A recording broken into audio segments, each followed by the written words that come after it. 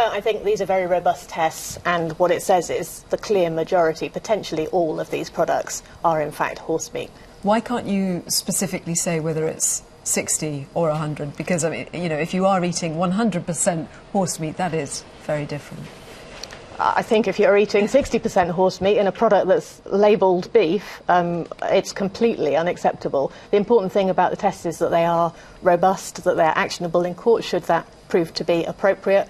And I think they demonstrate beyond any shadow of doubt that the situation is completely unacceptable. And you weren't just testing for horse meat, you've also been testing for a veterinary chemical that potentially may have been in the animals. Tell us a bit more about that and the risks of that. Sure. Well, intrinsically there's nothing riskier about horse meat than beef.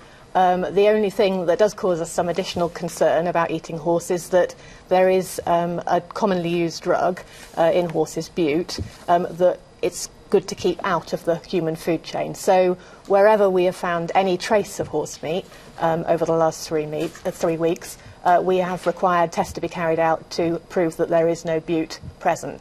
So we're requiring Findus to do those tests on this product now, and until we have the results of that test, which will give us the reassurance that there is no bute there, we're recommending that people not eat the product. I mean, if someone had eaten it and they're worried about the potential implications, obviously, as you say, there might be no bute in it at all, but if there were bute in a product that potentially had 100% horse meat, what could be the implications of that? It's very unlikely that there is any bute in it. We haven't found any bute in any of the products that we've tested so far.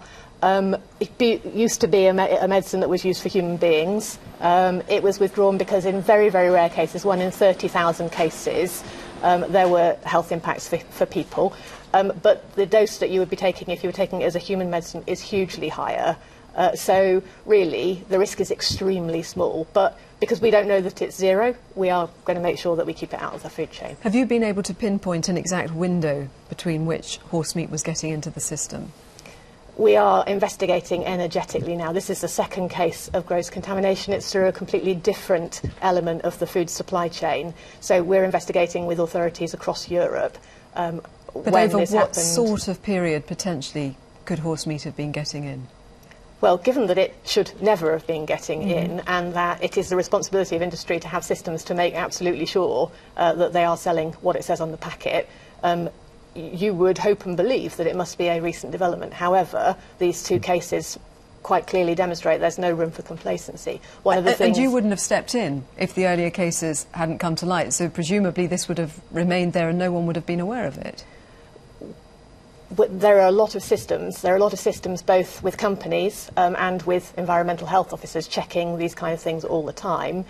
We generally look on a kind of risk-based approach, so we look for things that are likely to make you ill all the time.